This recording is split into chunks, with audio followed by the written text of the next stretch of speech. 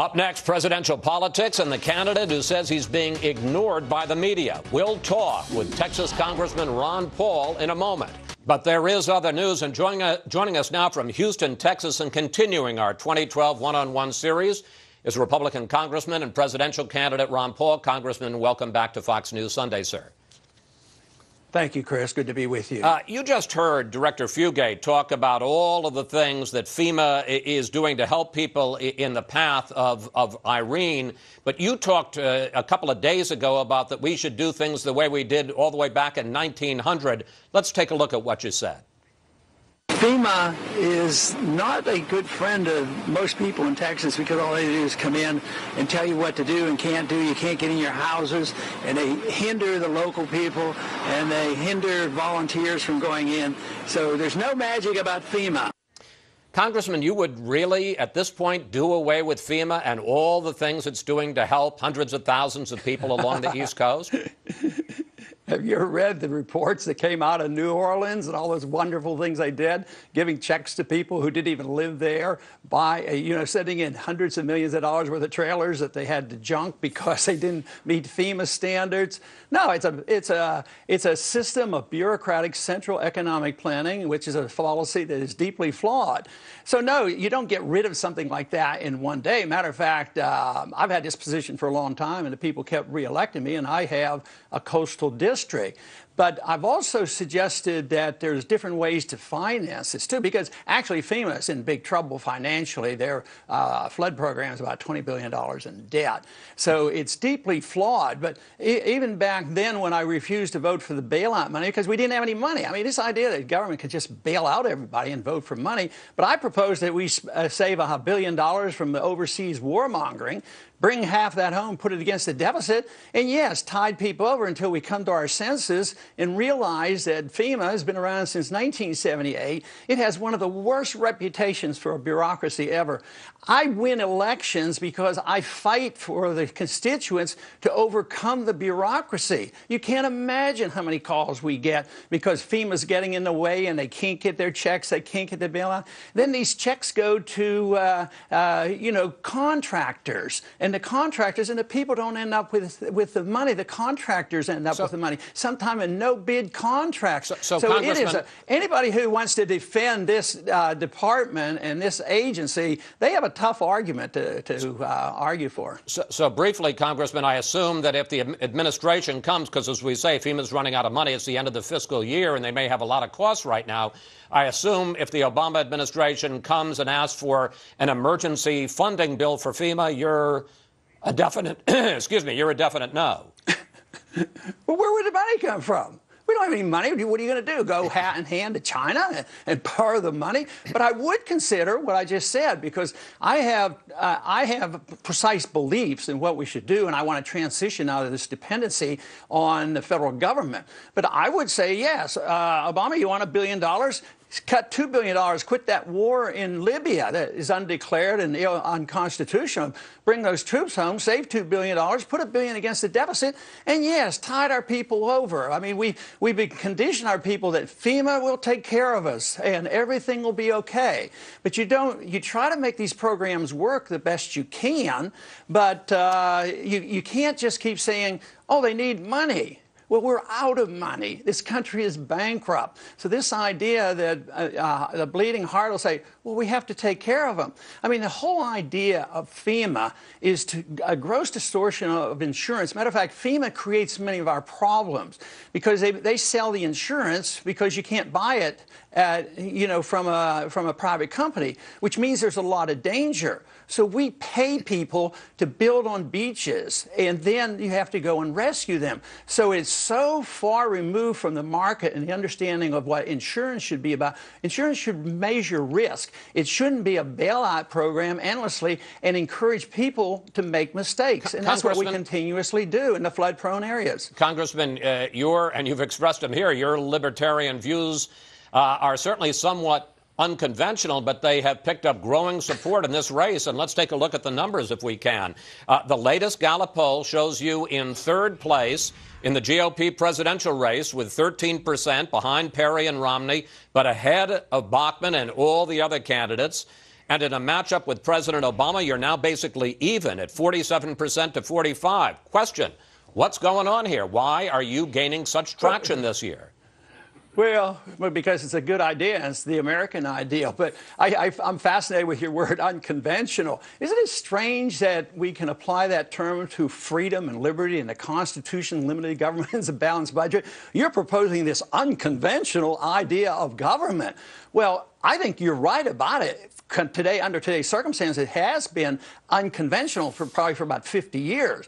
But right now, the Tea Party movement and the independents in this country and the people who are caring about our bankruptcy, they think that what we've had is unconventional with regards to our Constitution and the principles of liberty. So, yes, people are waking up and they're saying, yeah, Ron Paul's right. Why are we fighting all these undeclared war? And why do we have a Federal Reserve that bails out the rich and dumps on the poor? And why is it that deficits don't really matter and politicians just stand around and talk that they're going to nibble away at a budget deficit that's 10 years out?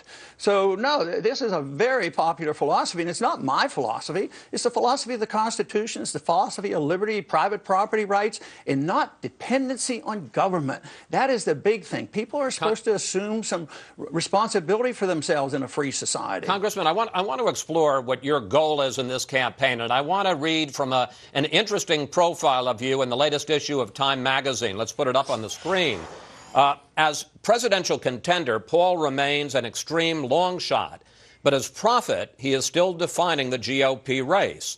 Paul's allies say he's more interested in influence than political power. He does not have a great personal desire to be the president, says Jesse Benton, Paul's campaign manager. My question is, are you in this to win it, or is it enough for you just to shape the debate? Yes, I'm in it to win it, and you're absolutely right. I do say that I'm more interested in influence and power. Matter of fact, as president, I would reduce the power of government. I wouldn't seek it. I would never take the power from the Congress. I would not go to war without congressional approval. So, yeah, I resent the power that has galvanized in the executive branch, in the judicial system, and I would want to shrink the size of government. So that is exactly right. But that doesn't mean I don't want to win. It means I want a new approach, at least from current standards, for the presidency. I want to obey the Constitution and follow its very great restrictions on the government. The Constitution was written to restrict the government, not to restrict the people. Now it's turned around. We use government to restrict the people in all manners. So I would like to reverse that. Let's turn to foreign policy, which you've addressed a couple of times already in this conversation. While most people celebrated the toppling of Libyan leader Gaddafi this week, you did not. You said this: the current situation in Libya may be a short-term victory for empire, but it is a loss for our American republic. Worse still, Gaddafi's successor is likely to be just as bad or worse than Gaddafi himself. Question, you really don't think that getting rid of this murderer, as Reagan called him, the mad dog of the Middle East, the architect of Pan Am 103, you don't think getting rid of Gaddafi is a good thing? No, I think it's a good thing. I think it's the way we did it. But why is it that we started doing business with him 5 years ago? Was that a good thing? I think that was silly, too. But was it a great thing to get rid of Saddam Hussein? Yes. But do we have a great result in Iraq? No, we've delivered Iraq to the Iranians. So I would say long-term consequences are very, very important. We have no idea what's going to come out of Libya. I'm very skeptical. But maybe it'll be a miracle and everybody will be wonderful and they'll have Western democracy and everybody will be pleased. But I'm predicting that's not going to happen because they've already said troops are needed now to maintain order. Nobody even knows who the rebels represent. And there's good evidence that the al-Qaeda is there. So we may be delivering al-Qaeda another prize. They'll be in Libya. They weren't there before. And also, the al-Qaeda is in Iraq now. So these unintended consequences of our foreign policy are so overwhelming. Logic tells us that we shouldn't be dealing with our foreign policy in this manner. We should be dealing for national security in defense of our country and not pretending that we can pick the dictators around the world. It's been very unsuccessful, and American people are waking up to this. The one telltale sign of of the support I'm getting is because of my foreign policy, I get more donations from active military duty people than all the other candidates put together, which tells me a lot and should tell the American people a lot. And having been in the military for 5 years, believe me, I have a little bit of understanding. In the 1960s, I wasn't anxious for Johnson to expand the war in Vietnam. There's no way I was encouraging that. Military people want to defend this country, but they don't want perpetual war when they're undeclared and you don't see the end and you don't know who the enemy is, and there's too many restrictions on how they retaliate against the enemies, and they get tired. Our guard units are over there. Our guard units should be here taking care of us when we have floods, but no, they're overseas, and the military is worn out. It's time for a change. If for no other reason, we're flat out broken. We can't afford the empire anymore. I'm sorry to interrupt, but I've got a couple of more questions I want to ask you, and we're running out of time. You are a disciple of what's called the Austrian School of Economics. What is that, briefly? And what would economists like Ludwig von Mises and Friedrich Hayek, who were two of the leaders of the Austrian School of Economics, what would they say is the right way to deal with boosting the economy now and with dealing with our national debt? Well, they asked Mises that one time. They were having runaway inflation in Austria. It's Austrian economics because the main leaders of the school came. They escaped. They were mostly Jewish, and they came over here to escape Nazism. And they asked him once, at the height of a crisis like this, and there was a bit more inflation, and they said to Mises, what would you do? And he said, I'd resign. In other words, take your hands off of it. Let the people take care of it. Let the people who have lived beyond their means, let them go bankrupt. Let the liquidation occur. Get rid of the malinvestment like we did in 1921. We recovered. It's not even hardly in our textbook about the Depression of 1921, which was a natural consequence of the inflation for World War I. So we want our hands off. The Depression lasted 17 years because we wouldn't do that. Japan has had hands-on. They've been in the doldrums for 20 years.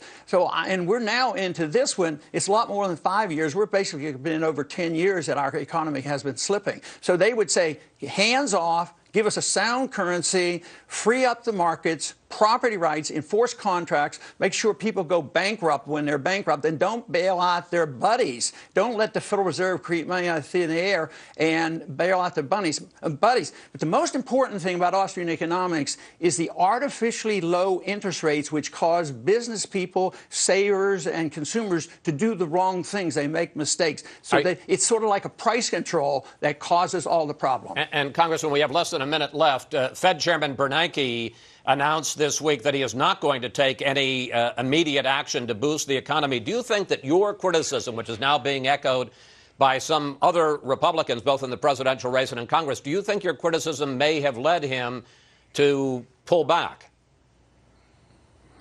Well, he really hasn't pulled back. Symbolically, he has, and he's not having another QE3. But he has maintained that he will keep interest rates low for up until 2013. He can't keep interest rates low without monetizing debt, because if somebody else doesn't buy it, he has to buy it. So he's continuously quantitatively easing. So Greenspan did that when he held interest rates too low, too long, and he was instrumental in creating the bubble. So it is not a big change in things. He at least, but he sort of said, oh, it's up to the Congress. You know, if the Congress, it's all the Congress's fault. They need to deal with this, because he's sort of throwing up his hands. But all he needs to do is quit monetizing debt. Interest rates would go up and Congress would be forced to cut. That is why gold backing a currency, a gold standard, restrains big government. Governments can't spend endlessly for entitlements, and they can't spend by deficit financing to fight these endless wars. Congressman Paul, we're going to have to leave it there. We want to thank you so much for joining us and for the economics lesson as well, sir. Always a pleasure to talk with you, and we'll see you on the campaign trail. Appreciate it, Chris.